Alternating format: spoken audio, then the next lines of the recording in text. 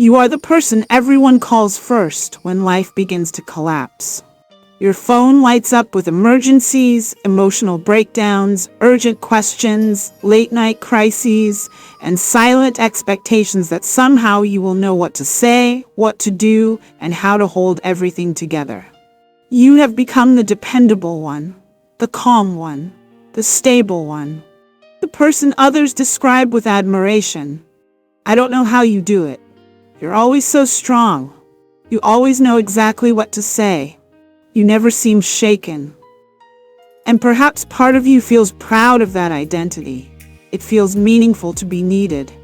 It feels valuable to be trusted. It feels honorable to be known as someone others can lean on. But what if the very identity that makes you feel important is also quietly draining the life out of you? What if being the strong friend has become less of a strength and more of a survival strategy? What if your emotional resilience is no longer resilience at all, but armor? Many people who become the strong friend did not consciously choose that role. They adapted into it. Some learned it in childhood. Perhaps you grew up in a home where emotions felt unsafe, chaotic, or unpredictable. Maybe there was no room for your feelings because someone else's crisis was always bigger. Maybe you became the peacemaker, the responsible one, the mature one. Maybe adults praised you for being so easy or so independent, not realizing that your independence was not freedom, it was adaptation. Somewhere along the way, your nervous system learned a powerful lesson. Safety comes from being composed. Safety comes from being useful. Safety comes from not becoming another problem. Safety comes from managing yourself so well that nobody has to worry about you. And that lesson followed you into adulthood. Now you are the friend who always remembers birthdays, the friend who notices when someone's tone changes, the friend who checks in, the friend who holds space, the friend who listens without judgment, the friend who remembers the details, the friend who sends the thoughtful message, the friend who says, "Call me anytime." And often people do, because you have taught them that you are available, not just physically, emotionally. You have taught them that your presence is dependable, your calm is accessible, your emotional bandwidth is public property. And yet very few people realize the cost of this. Because strong people often look fine long after they have stopped feeling fine. That is one of the greatest paradoxes of emotional labor. The better you are at carrying weight, the less likely others are to notice that it is crushing you. The world rewards visible competence. It applauds composure. It praises reliability, but it rarely asks what that reliability is costing you. How much of your own emotional life have you postponed in order to be available to everyone else? How many of your own tears have been delayed because someone else needed comfort first? How many moments of your own overwhelm have been interrupted by another person's crisis? How many times have you thought, "I'll deal with my feelings later"? And how many years has later become? This is the hidden burden of being the strong friend. You become emotionally interrupted. Your own grief waits in line.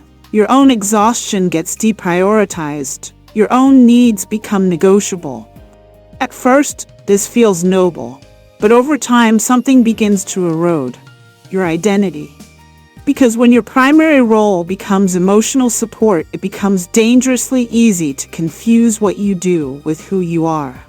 You begin to believe, "I am valuable because I help. I matter because I hold others together. I am needed, therefore I belong."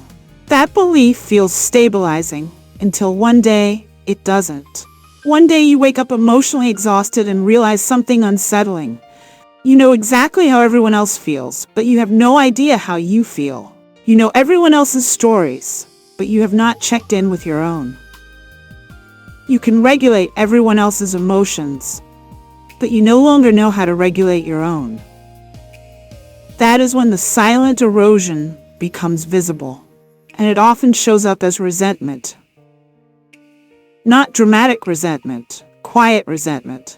The kind that whispers, why am I always the one listening? Why does nobody ask how I'm doing and really mean it? Why do people assume I'm okay? Why do I feel so alone in a room full of people who love me? That loneliness is unique because it is not caused by absence. It is caused by invisibility. You are surrounded by people, yet unseen, loved, yet unsupported, needed, yet not truly known. This is one of the loneliest emotional experiences a person can have.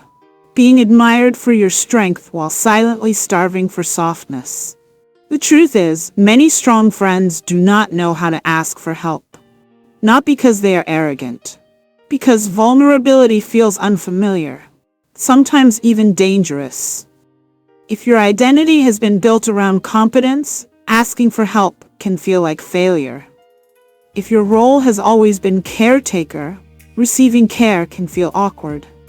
If your nervous system learned that your worth depends on being stable, emotional collapse feels terrifying.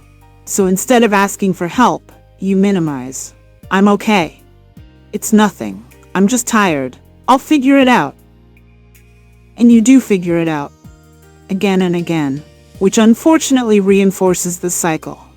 People think they're fine, they handled it, they don't need much, they've got it. But what they don't see is what it costs to have it. The sleepless nights, the internalized stress, the unprocessed grief, the chronic tension in your shoulders, the emotional numbness, the quiet burnout. This is where many strong friends begin to experience what psychologists call compassion fatigue.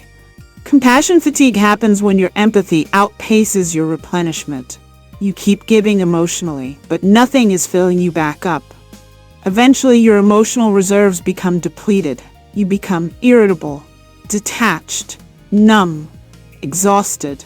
You begin avoiding texts, ignoring calls, feeling guilty for needing space, resenting the very people you love. And then comes the shame. Why am I annoyed? Why can't I just be there for them? What's wrong with me? Nothing is wrong with you. Your system is overloaded. You were never meant to carry everyone. Another hidden cost of being the strong friend is hypervigilance. Strong friends often become emotional scanners. They read the room instantly.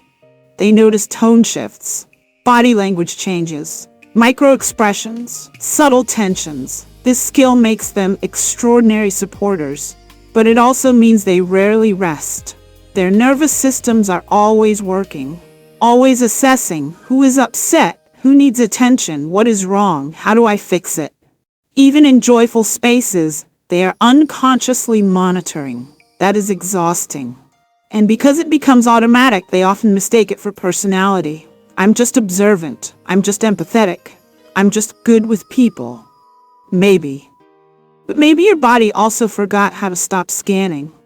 Maybe what feels like kindness is partially survival. This matters because healing begins when we stop romanticizing over-functioning. Being the strong friend is not inherently unhealthy. The problem is when strength becomes compulsory, when strength becomes your only mode, when softness feels unavailable, when support flows outward but never inward. That is not resilience. That is emotional imbalance. Real resilience includes receiving. It includes collapse. It includes honesty. It includes dependence. It includes saying, I'm not okay. I need support. I can't hold this alone. That kind of vulnerability often feels terrifying to strong people because they fear disappointing others. They fear becoming burdensome. They fear changing the dynamic. What if people stop needing me? What if I become less useful? What if I lose my role? But this reveals something important. Sometimes we stay strong not because others demand it, but because we fear what happens if we stop. Who are you if you are not the dependable one? Who are you if you stop fixing? Who are you if you disappoint people? That question can feel destabilizing, but it is also liberating. Because beneath your usefulness is a whole person waiting to be reclaimed. A person with needs, limits, feelings, fragility, desires. a person who deserves to exist beyond utility. That reclamation begins with boundaries. Boundaries are not rejection. They are emotional honesty. They sound like, I don't have the bandwidth for this tonight. I care about you, but I can't process this right now. I need rest. I need someone to listen to me today. I can't be your emergency contact for everything. At first, boundaries feel rude, especially to strong friends.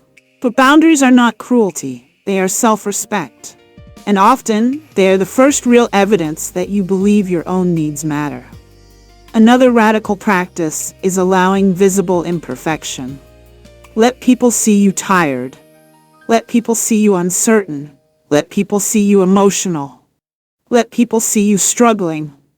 This is difficult because many strong people unconsciously curate emotional competence. They edit themselves. They present the manageable version. They say enough to seem honest, but not enough to feel vulnerable. Real intimacy requires more. It requires risk. It requires letting others show up. And yes, some people will disappoint you. Some will not know how. Some relationships may change, but that is data, not failure. It reveals who can truly hold you, because not everyone who leans on you knows how to support you.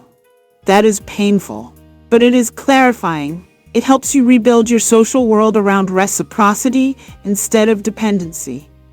Healthy friendship is mutual, not symmetrical, but mutual. Sometimes you hold, sometimes you are held, sometimes you speak, sometimes you are heard, sometimes you rescue, sometimes you are rescued.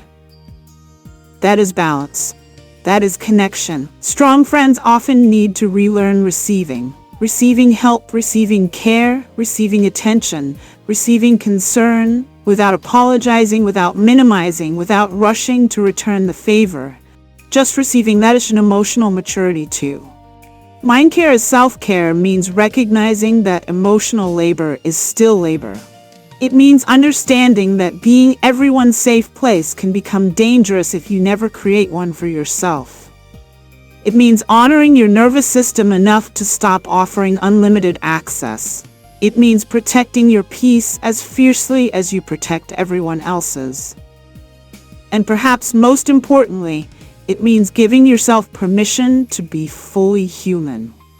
Not inspiring, not dependable, not endlessly wise, just human. Some days messy, some days uncertain, some days tired, some days needy. That does not make you weak, it makes you real. And the truth is this: the people who truly love you do not need your perfection. They need your presence, your authentic presence. Not the curated strong version, the real version, the one with limits, the one with emotions, the one who occasionally says, I need help. That sentence might feel foreign, but it can change your life. Try it. Tell one trusted person, I've been carrying a lot. I'm more tired than I've admitted. I need support. And then let the silence breathe. Do not fill it. Do not laugh it away. Do not soften it. Let someone meet you there. Because healing begins the moment your strength stops being your hiding place. You were never meant to be an emotional machine. You were never meant to be everyone's oxygen. You were never meant to save yourself by saving everyone else. You are allowed to rest. You are allowed to need. You are allowed to be held. And maybe the deepest act of self-care for the strong friend is this: to finally believe that your worth does not decrease when your armor comes off. In fact, that may be the first moment you truly begin to feel loved.